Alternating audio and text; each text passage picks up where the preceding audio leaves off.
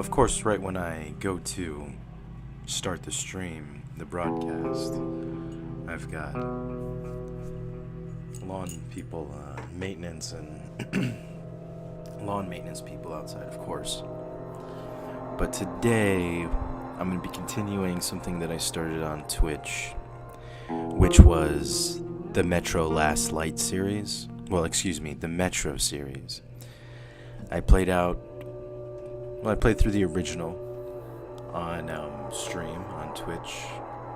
Unfortunately, those are lost forever, those streams, unless they decide to unban me, unless Elon Musk decides to buy Twitch from Jeff Bezos, which will never happen, or if Elon Musk creates his own streaming service, which would be even better,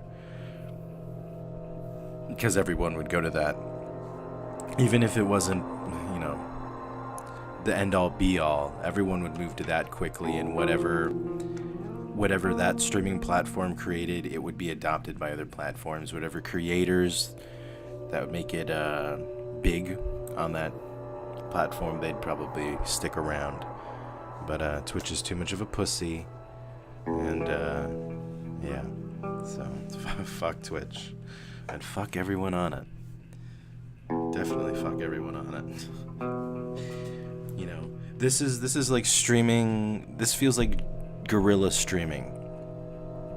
Like I'm just in the backwoods by myself, talking into like a CB radio, hoping someone out there will listen and hear.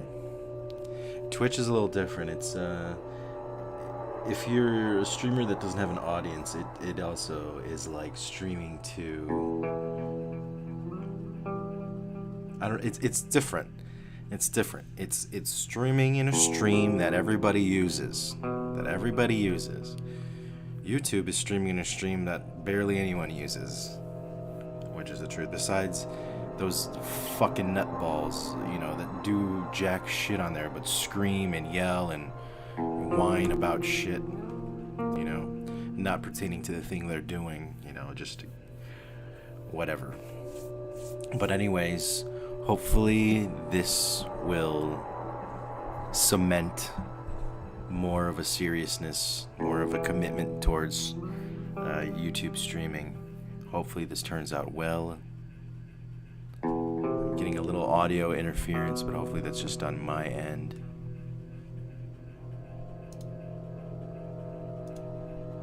And yeah, so what's studio mode? I'm curious. Studio mode, preview scene, program scene. No, I don't want studio mode. I'm just gonna type hi in chat. It takes a while to send. I don't really like that. YouTube, come out with your own streaming fucking studio. All you gotta do is copy Twitches and whatever. Like, I don't know why it's so fucking hard for you to invest in this portion of YouTube. Maybe it's gonna cost them too much money and they're just playing slow to catch up because they don't want to fork over all that cash that would be all the people streaming on YouTube at once. They really need to make the infrastructure. They need to make the app and the HUD and like all that stuff, the UI, all of it, because right now it's nothing. Anyways, I'm gonna get frustrated talking about this shit. This should be about Metro. I usually don't play this during the day, so I'm gonna see how this goes. If I don't like how it feels, then I just might end up ending stream and maybe coming back with something else, because yeah, I don't like messing with my vibe. This is all about my mood, and I want a game, I want to share that game, and if I don't feel like it, then I'm just gonna stop it. This isn't about trying to build a community. This isn't about fucking becoming partner or any of that bullshit. This is literally just about streaming what I enjoy, and if I enjoy it, then I'm gonna keep doing it. If I'm not enjoying it, then I'm gonna, there's no rules and there's no obligations. There's no audience to say, hey, I'm doing this for you. No, I'm doing this for me. Okay? And as far as moderation goes, when it comes time to moderate, if I get people in here, I'll moderate the fuck out of this. Because it's not going to be like a Twitch scenario where, you know, you've got trolls and losers and fucking nobody is just, you know, with nothing to say. With nothing funny to say, nothing interesting to say, nothing biting or nothing. Just nothing. You know, like with the trans bullshit. I'm not dealing with that shit. I'm not dealing with that type of shit. If you want to go play Hocus Pocus somewhere, to go do somewhere else. Not here. With that said, let's get ready for Metro Last Light Redux. And I'm pretty far into it, so I don't know how long this is gonna actually last. I thought this was a very topical game to play because of nuclear war looming, so we'll see.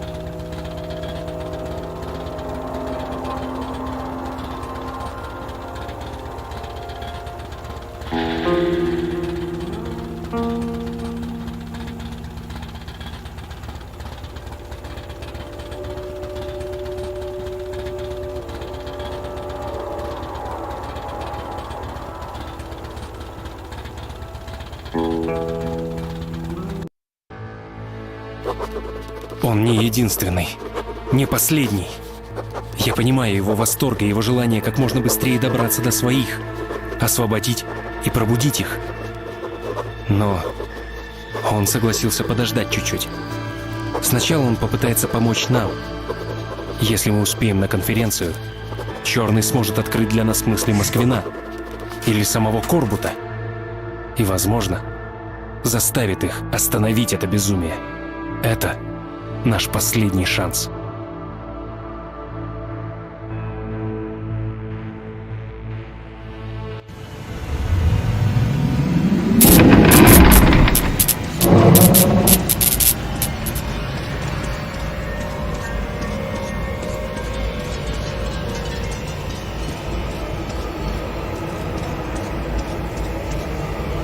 Товарищ Москвин, вы должны меня поддержать. Иначе могут всплыть некоторые... Ваш брат говорит о необходимости устранить исходящую от вас угрозу. Что? Максимушка, Какую угрозу? как я рад, что мы с тобой помирились. Из-за такой ерунды. Молчишь. Что смотришь так на меня, глазами своими?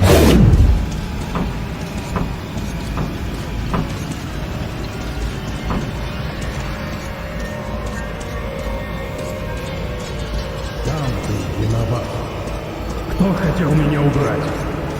Корм тебя сдал, а теперь меня за яйца держит. Из-за тебя!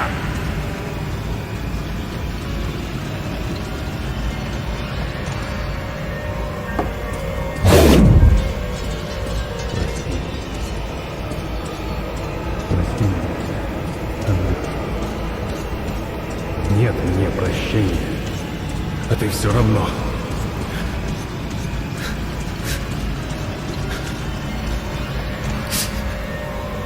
Прости.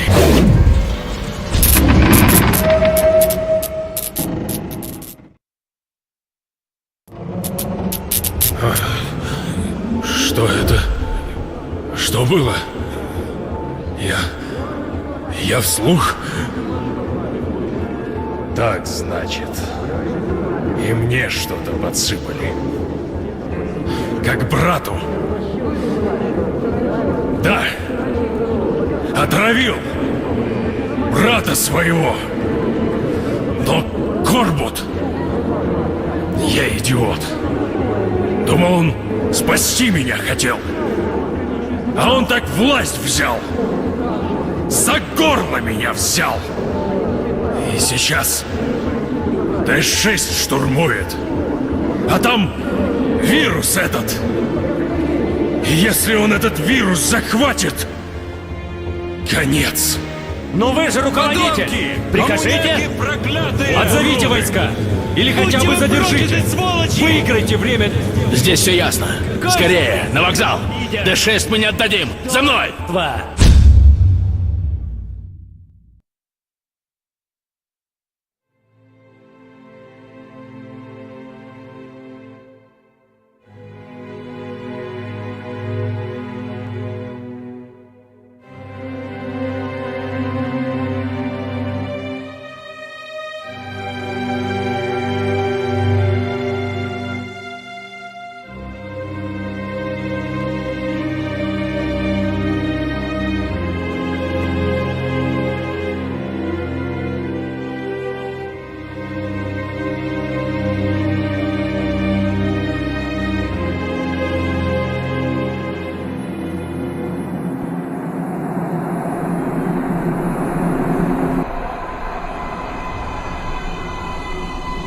Если вы проиграете, то будет плохо для всех? Тогда я должен спасти своих. Ты хороший, Артём.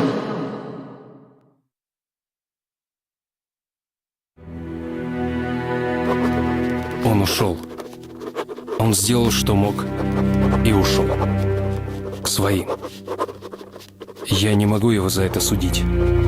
Остатки человечества добивают друг друга в последней схватке. Это не его война.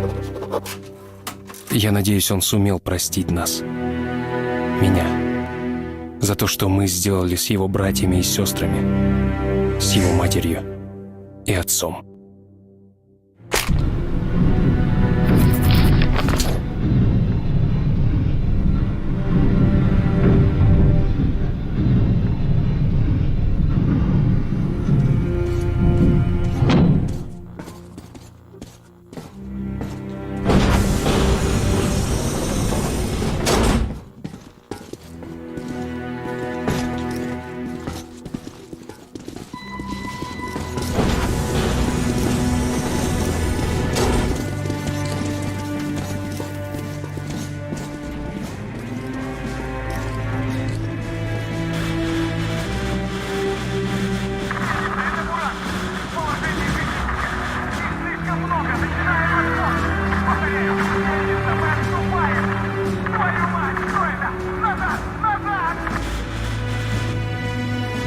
Ну что ж, началось. Наступает с 3 направлений. Бойцы! Ребята!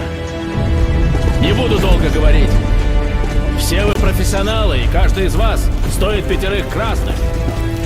Так что просто сделайте свою работу, как вы делали ее всегда. И мы победим. Спарта! К бою! Спарта!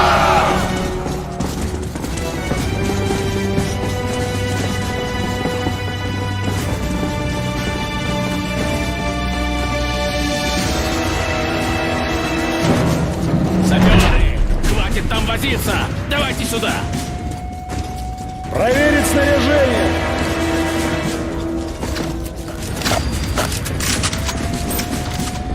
Приготовиться!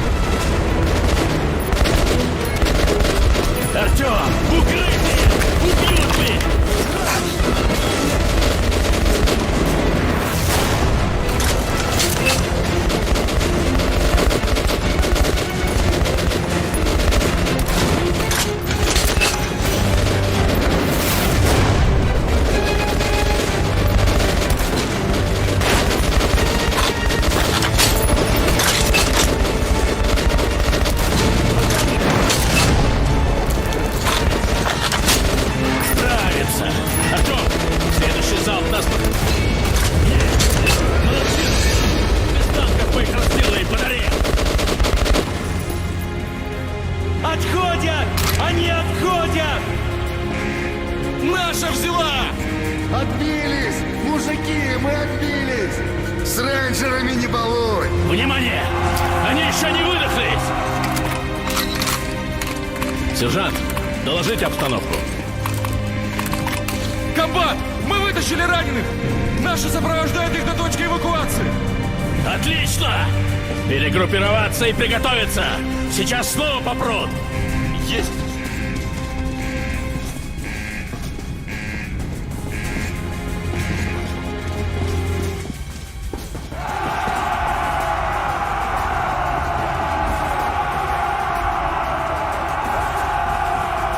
Артем, ты что делаешь? Убирайся оттуда!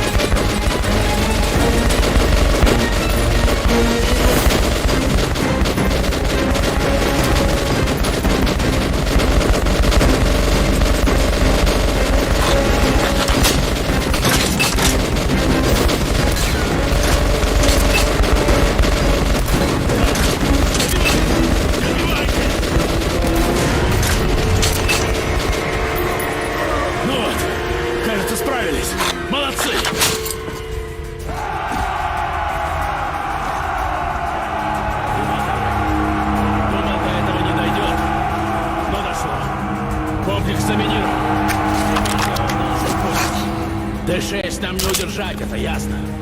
Остается взорвать. Ясно, командир. 2 смертям не бывать, а одной не миновать.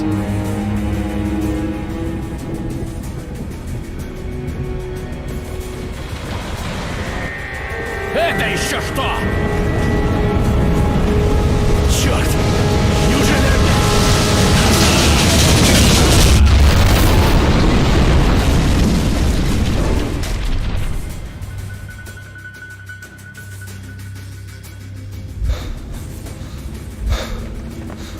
Занять помещение! Перекрыть входы! Осторожно! Довольно, Кирилл. Тут уже только мертвые спартанцы. Прямо ксерксом себя ощущаю. Какая непростительная трата человеческого материала. И ради чего? Глупое упрямство. Ну да ладно.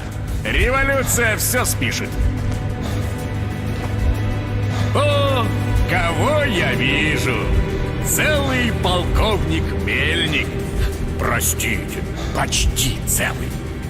Артем, время пришло.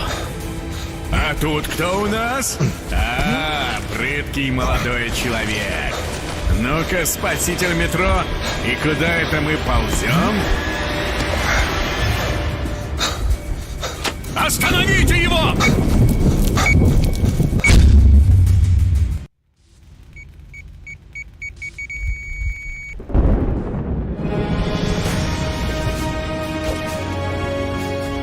Не бойся, ничего не бойся, мой милый.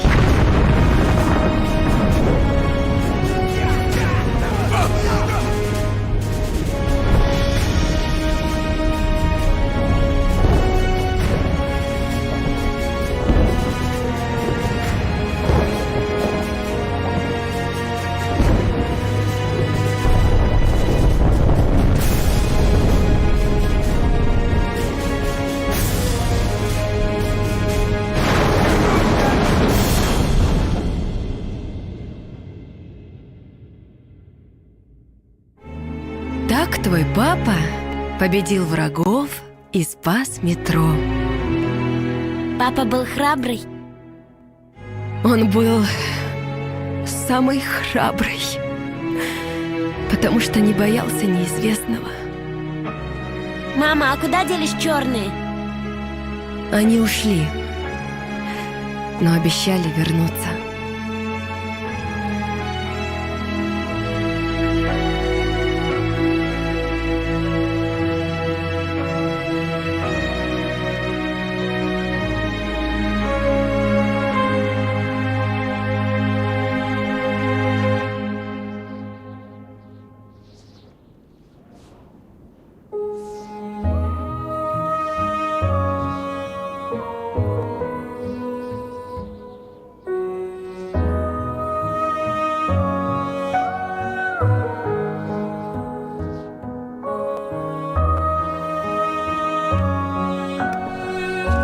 Actually quite sad.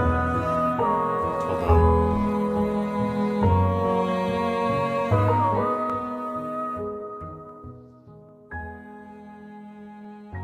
I'm actually quite sad Artyom died. I didn't realize the mission I was on was a suicide mission. I don't know if I just got the bad ending, or if that's... I'll have to look it up, or if that's the ending that they wanted you to get. It kind of feels like a bad ending, to be honest, because it's so abrupt. And I remember playing this originally. I got it originally for PlayStation 3, I believe.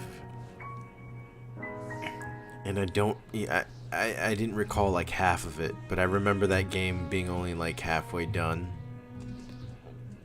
Excuse me. So, yeah.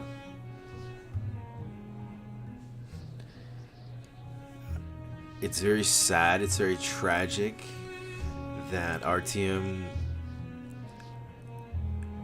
killed all the aliens in the first one. And then kind of his redemption was then to... Like, he nuked the aliens in the first one, and then his redemption in the second one ends up being to nuke himself and like a few of his enemies, I guess, to keep part of the metro safe and away from basically a new tyranny, to keep people free in the metro. And not only that, but his friend died. I forget what his friend's name was. But he's been with you since the first game. He's kind of like the mystical guy that knew all about the aliens and whatnot.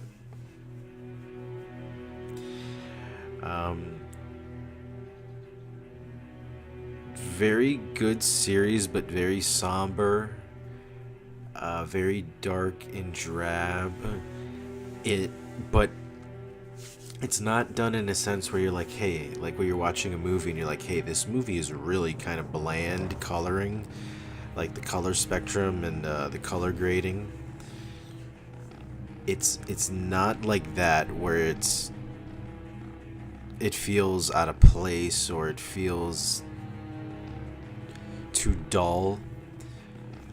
The way that they did it in this game was to achieve exactly what they set out to do, was to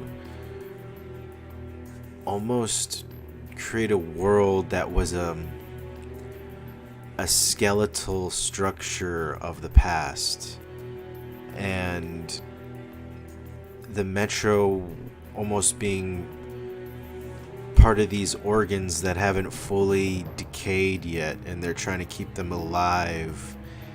And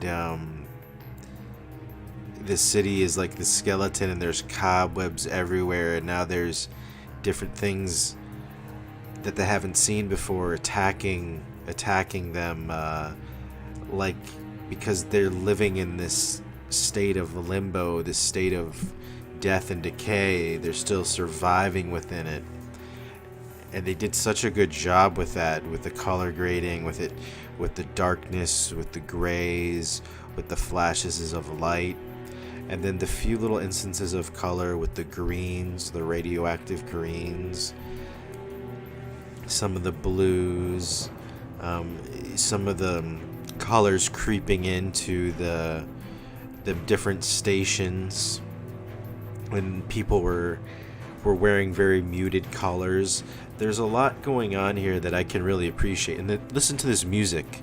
This music is amazing. Hold on, let me mute myself.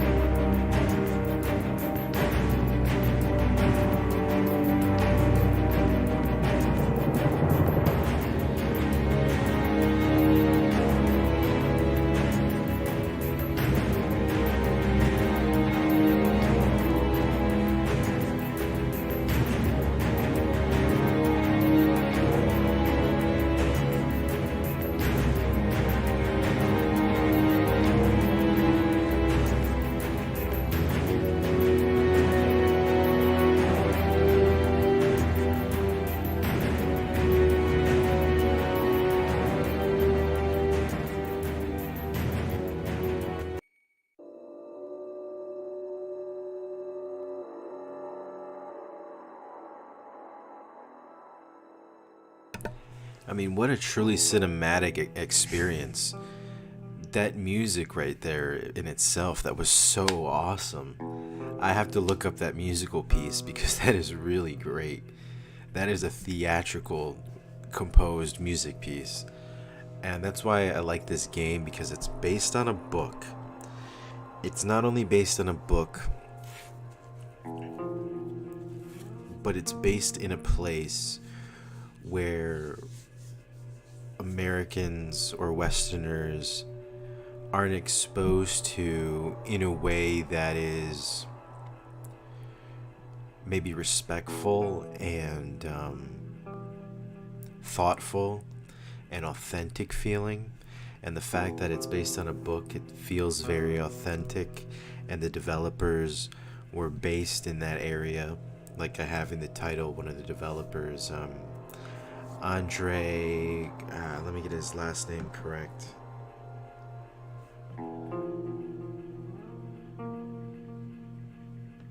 He passed away in combat. Andrii Korxinkin. Korxinkin? Anyways, I'm sorry. Mispronounced his name, but and he didn't. I don't think he worked on this one or the previous game, but he worked on the next one, which I won't be able to play unless they do a cloud-based version or they come out with a Switch 2, where it'll be powerful enough to play those newer games, which would be amazing. If they came out with a Switch 2 Steam Deck version, 450, even 500, oh man, it would be so hard to pass that up. I mean, I'd have pre-order that shit immediately.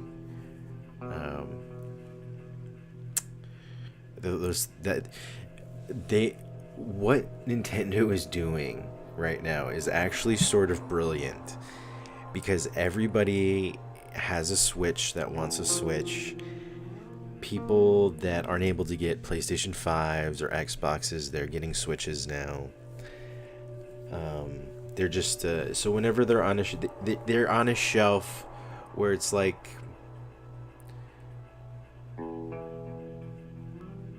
it's like it's not something you need. It's not a necessity.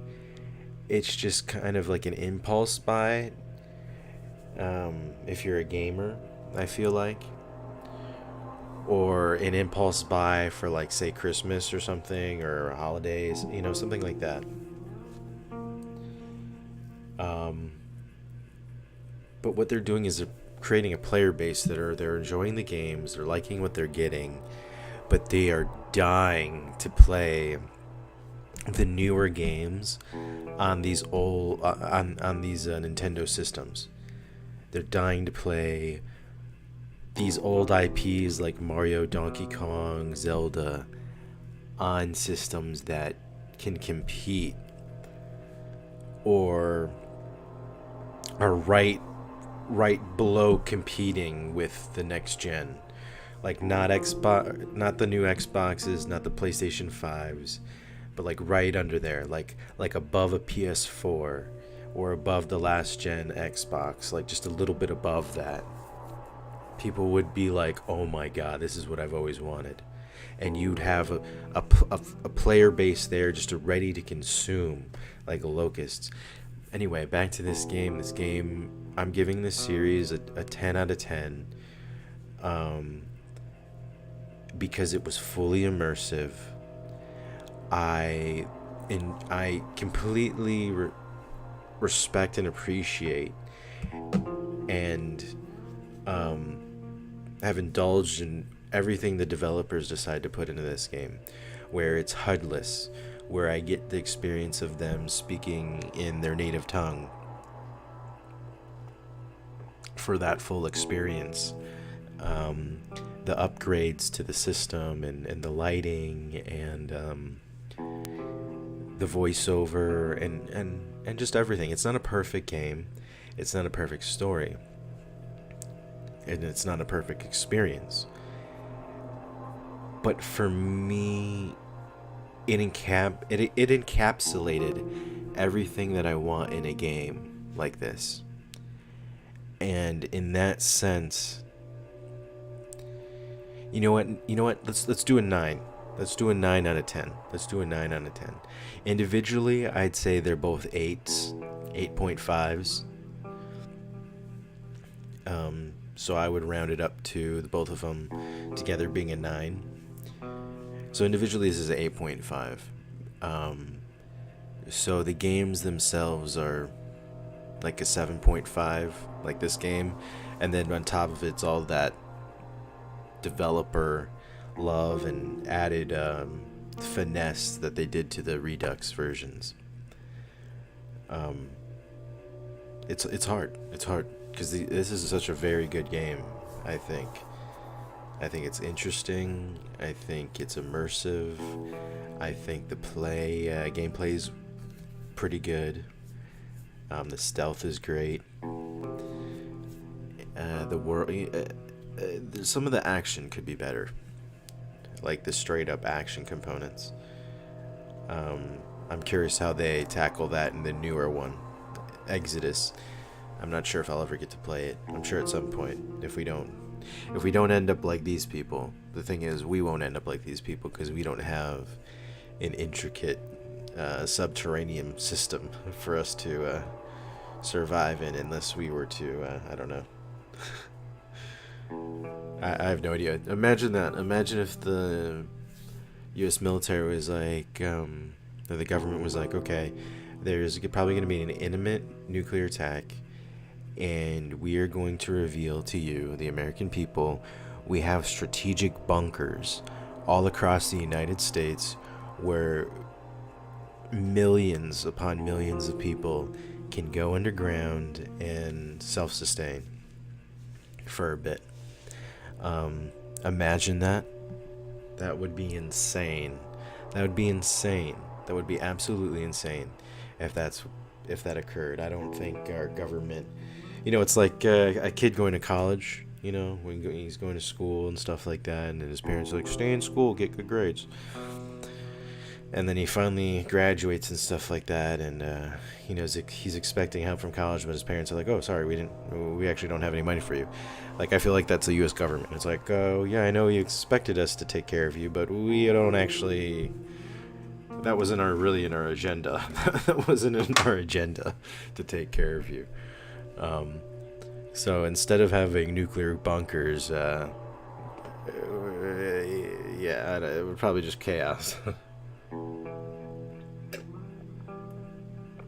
But if they did have nuclear bunkers large enough to sustain millions of people across the United States, that would be incredible. I've been watching Interstellar. I get into a mode where I watch the same movie over and over a bunch of times within a certain period just because I get interested in it. But there's aspects of Interstellar that I haven't seen it before. I was kind of against it. I don't like Anne Hathaway. Matthew McConaughey isn't really my cup of tea. But there are aspects of that movie that are really incredible. And in a way, I almost feel like it's Christopher Nolan's best film. The action is extremely compelling and thrilling, but it's not against an enemy per se. I mean, it's usually against gravity or some type of physics, that's going on, which is force of nature. That's the most amazing force out there. Gravity or time, all those things. The vacuum of space. Those are the most powerful things, the atom, the nuclear bomb, the fusion, black holes, all incredible. And so I've been watching that over and over again. Very, very cool and authentic. I don't know how I got on that topic, but if there was ever I know he's making Oppenheimer, right? The film about the nuclear physicist or whatever who invented the nuclear bomb, worked on the bomb. I am death personified, or whatever his quote is. And honestly,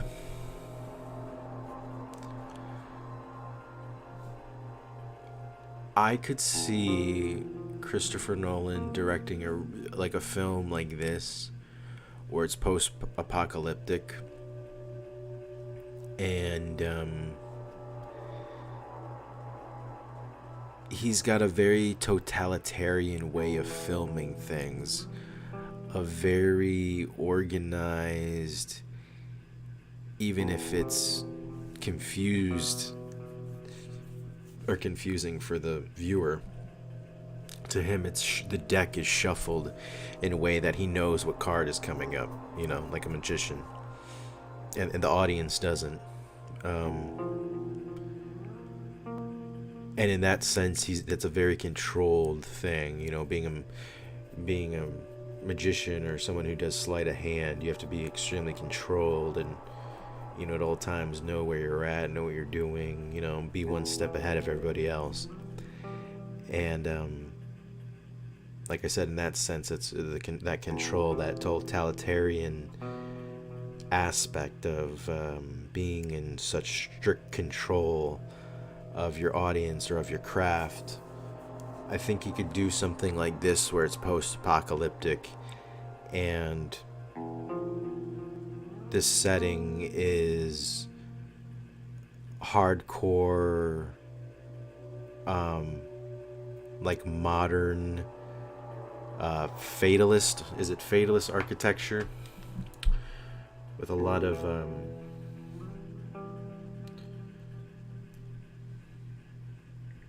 cement.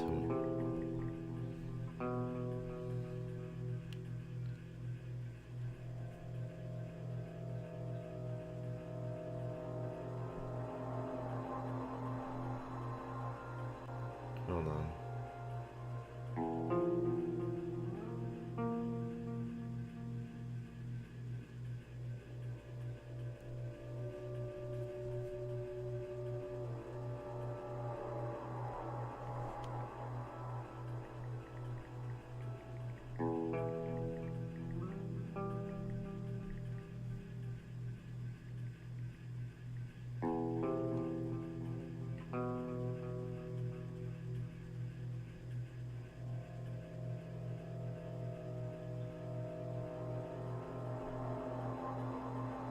Brutalist, not fatalist.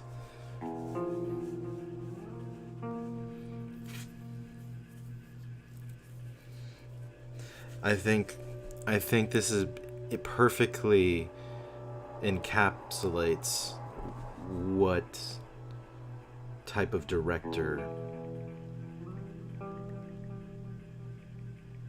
Christopher Nolan is. He's a brutalist director in the sense of a brutalist architect. So, brutalist architecture is an architectural style that emerged during the 1950s in the United Kingdom. Hold on. I just want to see how old Christopher Nolan is.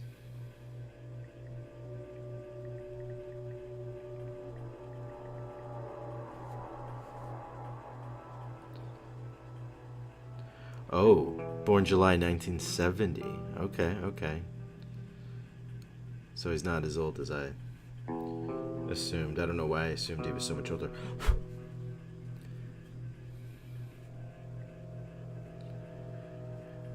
So, among the 1950s United Kingdom, among the reconstruction projects of the post-war era, brutalist buildings are characterized by minimalist constructions that showcase the bare building materials and structural elements over decorative design, which I believe is exactly Christopher Nolan's style, where he'll break down a subject matter so far down. So imagine you're breaking something down to someone and you're explaining it to someone. And you got to break it down from something that's complex to something that's simple. Okay? Or something that's understandable. But then there's a chance of overcorrecting either way, making it too complex, right? Which you're already dumbing it down. But then there's the chance of oversimplifying it, dumbing it down too much. Meaning, you're breaking down the components. So it's you're taking complex mechanics, you're breaking it down into simpler components for the person or people to understand. But then if you break it too far down, then those even more minimal or minuscule components then become too complex again. So there's complexity within the higher kind of concepts of something, and then there's complexity in the lower concepts of something. And I think he does both, but he dresses it up and he breaks it down in such a way that it becomes brutalist. that it becomes, here, let's see, a style in art, especially architecture, using exaggeration and distortion to create its effect as of massiveness or power. Brutalist. You know, that's completely the design of his films. You know, that's like the design of his audio, the music in his films. It's like what's a Tenet?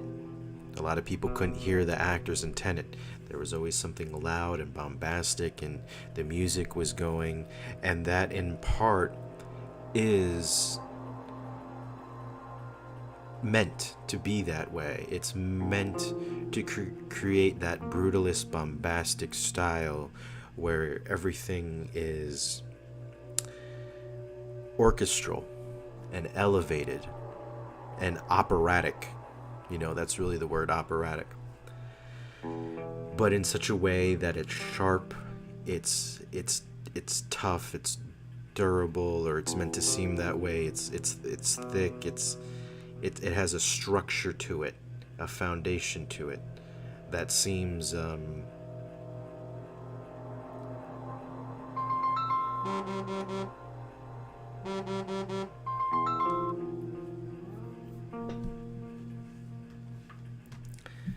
anyways, so I think he could direct a film like this, or a film about a post-apocalyptic society, almost like a fallout shelter type thing, because it needs that type of brutalist conformity and illusionary or illusory type of style, where it's like a fun house of mirrors, or if you've ever been to a museum display where there's a bunch of mirrors around.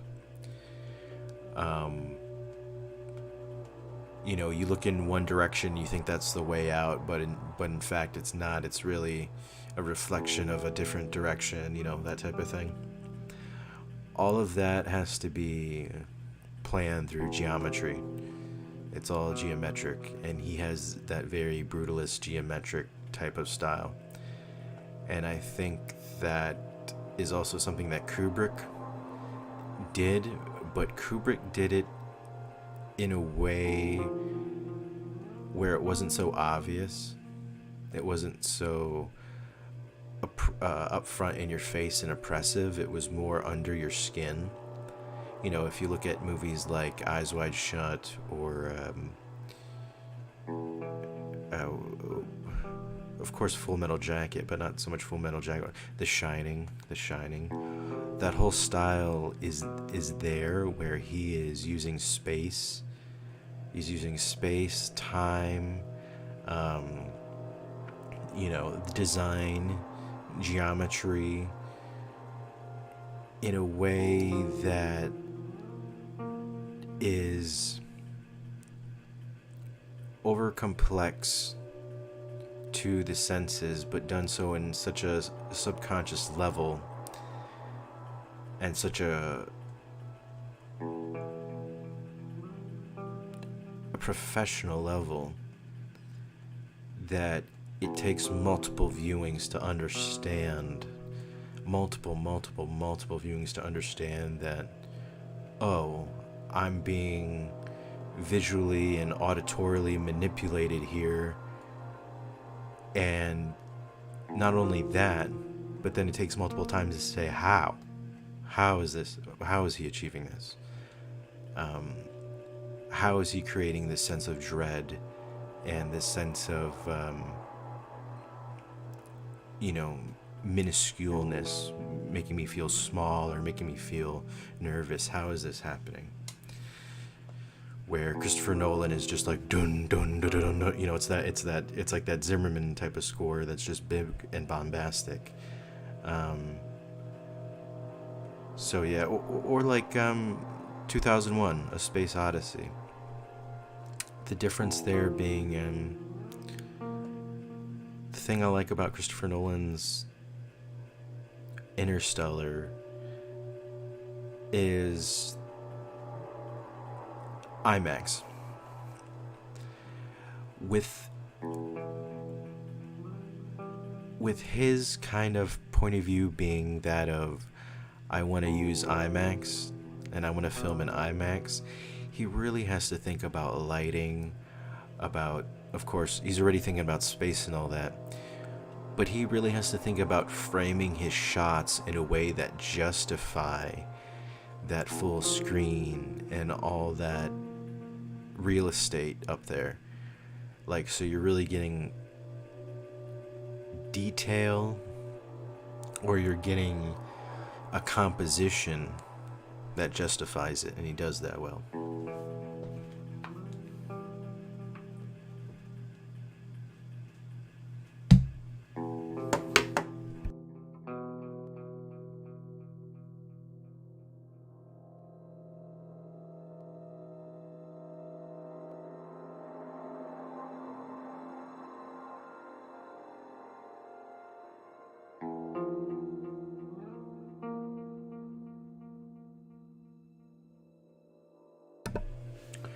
So, yeah, that was a tangent about Christopher Nolan and movies, and it really started with the color grading in this game. This game was very good.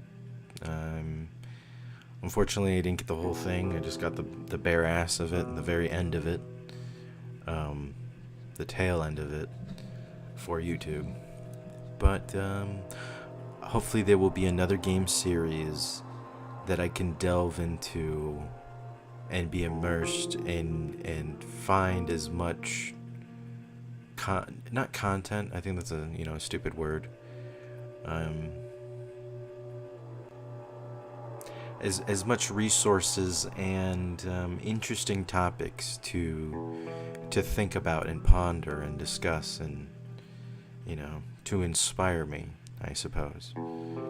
That's what it really is. This game was very inspiring to the creative mind and the theoretical and scientific mind that we all have. You don't have to be a scientist to have a scientific type of mind where you're curious about things and you try to make deductions and proclamations and of different types of things, theories out there. We all have our different theories, and unfortunately, people with their own theories get called conspiracy theorists and such, and it's like, let's all agree on the things that propel us and help us and keep us safe. But other than that, the things you want to believe in, or the things that you'd like to theorize in, that should be encouraged, and that should be seen as creativity, and it shouldn't be seen as something that is adversive to our way of life in different ways. There's certain times for everything. There's certain places for everything, and our technology is superior enough where we can say, okay, this is helping our development, and this is hindering our development, and we should be helping each other's development in different ways, and and understanding, hey, we should be educating our young people to be superior intelligence in every way. We have that ability, and to be empathetic and caring and kind and strong, and to stand up for what's right, but also to seek the things that benefit them. And then there's time to find leisure and joy and fiction and simulations. That's really what games is simulations.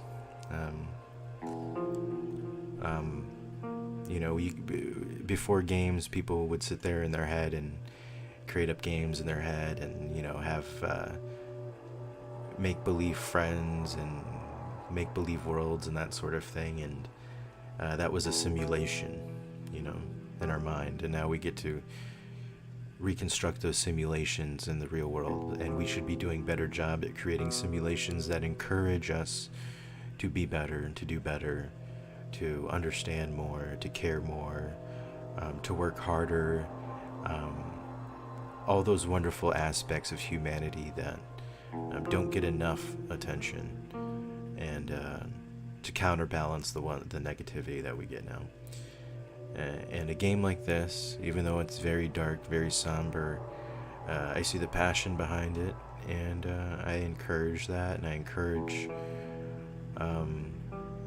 more experiences like this in gaming. That's why I give it such high accolades. And hopefully, like I said, I'll find another series that I can delve into, such as Metro, which is one of them that I did, BioShock, which I thought was really cool and interesting. It upset me in different ways. There's things I didn't like about it. There's things that I picked up on in the games that were very disturbing and scary and frightening. And there's another game like that, Madison, that I'm playing, that I'm going to stream, that I started a bit of on the other site, and now I'm going to finish here, but I'm not that far into it. That's a very disturbing and scary game as well. But yeah, hopefully I'll find a series that isn't all about being disturbed and scared and put in a place of fight or flight. Hopefully there's be more games where I feel inspired to be joyful and to fill that desire to explore and be adventurous. Like there's that Alba game that I played, and that was wonderful because you play as a kid and you go around and you try to help the animals on an island, and you discover new animals and you learn about them, and that was a nice break from the dark, somber, violent, dystopian type games that are usually put out there. So yep, that's the stream, and thanks. Peace.